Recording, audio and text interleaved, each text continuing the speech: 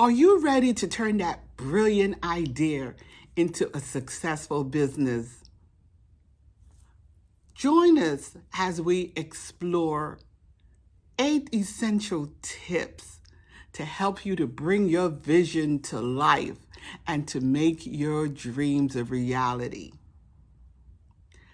Hi, this is Monica, and I want to welcome you to Empower Her, the Science of Her.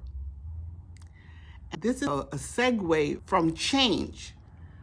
We first talked about what is change. What do you want to do? What do you want to improve on? A part of change is changing where you are.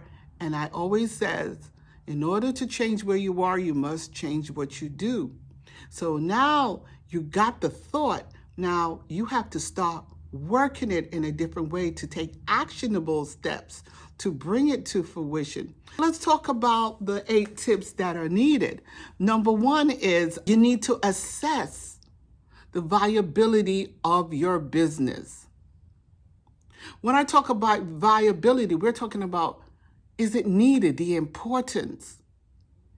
Okay, you got that idea, but where are you going to go with it? Who's it going to help? Who's your target audience? Where do they live? Is it neighborhood? Is it statewide? Or you're talking about manufacturing overseas? So now you're starting to give it a little more steam. You're starting to figure out, who am I going to supply this to? What is your competition doing? Yes, you must sit down and do some work, but you got to make it fun. You don't want to stress out on it. What you do is you take each segment and you dissect it. And you, little by little, you build on it, and that will give it more thought. And what you're going to say to yourself is, how can the world benefit from what I'm doing? Not only you, I know we're here to make some money. You know, we want to see the receipts and everything, but how is this going to impact that person? The neighborhood, the community, whatever that idea is. You know, the thing is, you want to get paid, but the more you serve is the more you earn. And it got to be something dynamite. You got to feel it. You have to have the passion to determine, is this worth going out on a limb for? And you got to feel good about it. It has to be a well-researched idea. And you go and you look at the internet, and you go and see who else, is doing this. Is there something similar to what I want to do? And from there, you could determine, where do I go from there? So market research during this time, you're just starting to get into it. So is it a viable business? Would it pan out and make the money that I desire? And before you even set to put your ideas from a pen to paper, you have to believe that it can work. And this is a way of saying, hey, I think this could work. So you have to believe. Number 2 is develop a business plan. Over 25 years with my first business that I had. I'm no longer in that business, but it was a childcare business. Even childcare, you have to have a business plan, because guess what? That's going to get you into different avenues. So you might need financial backing. So your business plan is, who am I? What is my product? Where and who will it serve? They want you to bring it now to the paper, how significant it is. And if it's a damn good product, a damn good ideas, you can get financing. Sometimes there's grants. Yeah, there's grants out there, especially for a female. But the thing is, they want to see what you have on paper. And you don't have to really stress it as much, but just break it down into various segments, a description, your objective, and then you could go into what it will cost to produce an item, how much money you'll need, the logistics, if you have to have it trucked in and bussed and shipped, FedEx. It depends on what your product is. And as I said in my last business plan, maybe like 10, 11 pages, no longer. Bankers, angels do not want to read. They want to say, show me the dollar. Just point to the arrow. This is a good business to invest in. Because if you take that time and you have someone in financing can help you to put this together, and there are community resource center that can help you with it. Yes, there's small business associations all throughout various states and various community that will help you put together. But you must come with something. You cannot just say, oh, no. You have to really break it down, and they will help you to expand on it. Number 3 would be you choose a business name. Key. Who are you? And it has to be legible. It has to be memorable. Not just all willy-nilly. It has to mean something. So when they say, oh, you know what it's all about. Look at all our stores.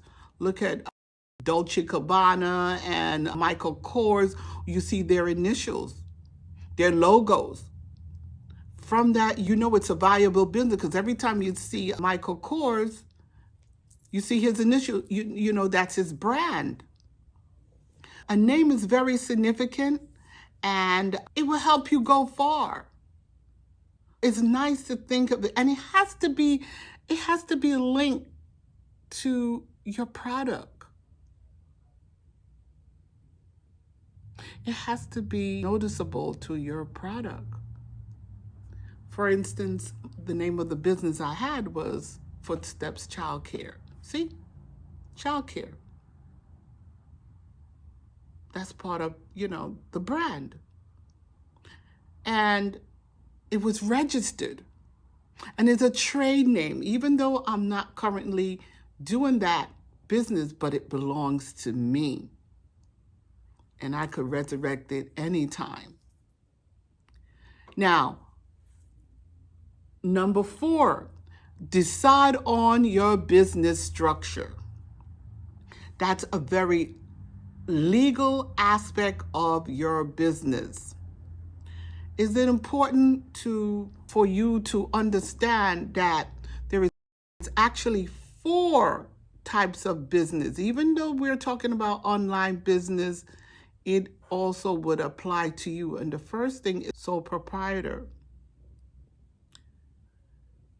That means you're going solo. You're not with anybody else. The responsibility, the structure is on you. And it's basically under your name, your social security number, because you're not setting it up as a big entity per se yet. The next part of structuring is partnerships. So if you're going into business with a friend, a cousin, or someone who has the same ideas, you have to set up legal boundaries with this individual, because this is for keeps, and people will walk. They might be hot and heavy with you, but the thing is, you have to sit there and with a lawyer to section and to delegate who does what, where each person stands. Because if you are the brainchild of this business and you need someone to help you to carry that sometime down the road, and you're making money, somebody's going to say, well, I deserve more. So you have to sit down with a lawyer to determine what percentage this person gets. So you're bringing the idea and they're carrying the finance. It might be 50-50. Now, if you like what you're hearing, I need you to like and share and make a comment, because this is helpful for you to live your dreams. Even if it's something is bothering you, something you're not clear on what you need, and that's what I'm here. I'm here to be a part of the empowering process, to help each other. So you're not alone. I'm here. Leave a comment. Now on to the continuation of this video. Number 5, the legality aspects of online business. Now, that entails registering your business. Each state has a certain municipal that you could go online and you could register your business. Sometimes it is as little as maybe $57. And what you do is you go on the site, the commissioner's site in your state, and once you decided on a name, you're going to register your name. But during the process of registering your name, you're going to do a search. It's all on that same line of registering. When you search to see if someone have that name, so if someone have your name, you would have to either tweak it, change it, or come up with something else, because the names will be taken and it will tell you, you can't have that name. Someone else have that name. It's so funny because I have other entities, Sunrise Garden Homes, and it was registered in California. Oh my goodness, nursing homes and so on like that. So you have to really be careful. And you just cannot just take a name. So you have to do that research. Not only that, when you're restructuring your business, for instance, one of my entities, Sunrise Garden Homes. Now, this podcast is DBA, doing business as. So Arise Podcast is underneath the umbrella of Sunrise Garden Homes. So guess what? It shares the same tax ID number. Once you become structured entity, if you're not going to stay solo, you have to have applied to the federal government for what is called an EIN number. So an EIN number is the employee tax identification number that say, stamp, this is who you are, and you will have that tax ID number for life. Even if you decide not to be in business, no one else could have or use that number. And it's there for the tax purposes and legal purposes. Once you decide to become an entity, either sole proprietor, an LLC, which is a limited liability. Also, there is corporations like S Corp, a C Corp, have to be registered according to your state before you could actually run your business. That's a part of the description. We're not even talking about various licenses yet, according to what you're going to do. Number 6 is build your website. In this digital age, it is necessary. First of all, you're coming out. This is your coming out party. So what you're going to do is you're going to build something fabulous. And what it does is, hello world, I am here. So it has to be creative as a user-friendly site to showcase your brand, your products, your services, and also give valuable information about your business to your consumers. Now, if you're going to take money, if you're going to sell things online, then it has to be secure. That's a different set of rules, but that's a part of it. You know, you'll see some business with their QR code and it's like that, Venmo and all. You have to have something really structured in order to say, I'm a viable business. And then you have to have it secured, because you don't want no one to say, I'm going to purchase, I'm going to give you my credit card information, and it's not secured. You know, there's different sites like American Express, MasterCard, and there's also Stripes. So there's various things that are secured. You don't want to take like Cash App or and so on. Like, you want something bank insured. So they will not only protect your identity, they will protect your customer's identity. And then it was said to your consumer, this person is serious. So he or she got something serious going on right now. Number 7, develop and implement your pre-launch marketing strategy. Now, you're new coming out of the gate. Years ago, we really didn't use the internet per se. We used to come up with flyers and so on like that. But what you can do is you need to show evidence. You need to either come up with samples, start giving that out as test. You go out and you see what the market, see how the consumer responds to your product or to your service. Testimonials. Once you might have to give it out as free and have someone, give a testimony of how they like the product or the service, and then you put it on your website. And then they're going to say, well, if she likes it, maybe I like it. Maybe I could benefit from it. It's very important for you to develop ways of how you're going to reach those clients. And the name of the game is social media. You have to be present on all channels per se to get most of your, or almost all of your clients. Because again, you want to spread the word and you want to engage your audience and build anticipation to your products coming out. So this is, again, your coming out party. And as I say, you got to have fun with it. You got to like what you're doing. And you got to have fun with it. Whatever you do, you must have fun with it.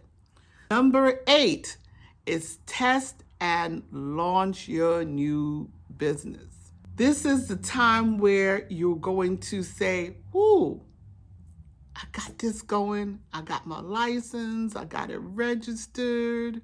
If it's a service, it's there. If it's a trade name, it's registered. And then if you got your license, for instance, if it's like food service, you got to have a food handling license. If you're going to sell, you're going to ship food.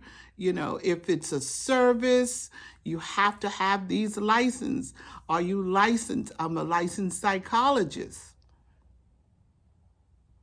You got to have those credentials to back it up, saying, hey, I'm an authority figure. I got this. I know I've been doing it. Now I'm bringing it to the market. This is very helpful. And then during that time, you're also going to celebrate. You're going to celebrate your hard work. And it's just the beginning. That's why I keep on saying you have to have fun with it. In conclusion, these are the things that are very significant. You're gonna take this dream and you're gonna bring this dream to fruition. And these are just little tidbits of what you need to know. And as I said, you got to have mentors. You have to have people, serious people who are in the business that could tell you, hey, it works, it doesn't work, and they will guide you. You cannot take this on your own. No man is an island, for one. So even if with an idea, you're going to have to bring it to the marketplace. Once you bring it to the marketplace, then people are going to say, this is some serious stuff. I like this, either yay and nay. And that's where you're going to get feedback from testimonials. You don't want just a friend. You need someone that is very, objective to it. So a mentor is very important now. And you, as I mentioned before, that you can go to various community centers, do some more market research before you launch your product. You're going to now sit and break your goals down. Where do you want to see your business? Even though we talk about business plan, a business plan is for now. It is not set in stone. You have to go back and tweak it every few months, because guess what? Nothing stays the same. The world changes, we change moment to moment. What works 3 months ago might not work tomorrow. And with the internet, with COVID, World Wide Web. So guess what? You have to move with the times. Welcome to the world of business. And if you like what you hear, I need you to like and share this information. Someone out there can benefit from it. So thank you, and see you on the next video.